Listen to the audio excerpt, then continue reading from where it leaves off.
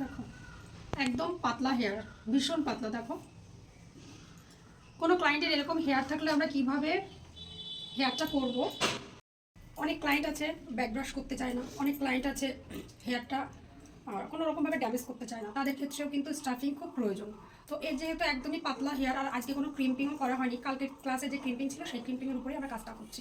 এবার কী করে স্টাফিংটা আমরা বসাবো সেটা সবাই একটু দেখে নেবে, ঠিক আছে? এবার এখান থেকে কিছু হেয়ার ছাড়লাম, এখান থেকে কিছুটা হেয়ার ছাড়লাম। হ্যাঁ, সেটা ছাড়লে হবে না, একটু প্রমিনেন্ট করবে।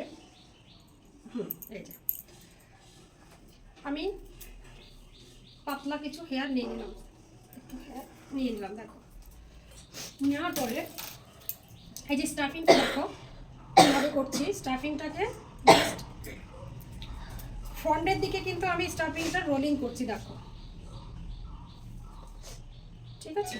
এইভাবে করে স্টাফিংটাকে আমি এখানে বসিয়ে দেবো।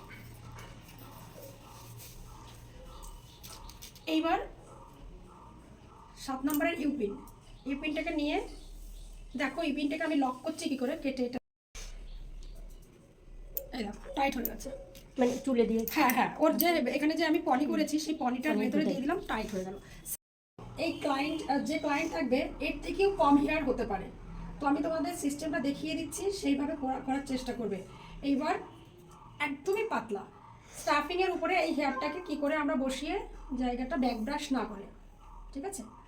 ব্যাক ব্রাশ না করে কি করে আমরা এই হেয়ারটাকে কমপ্লিট করবো সেটা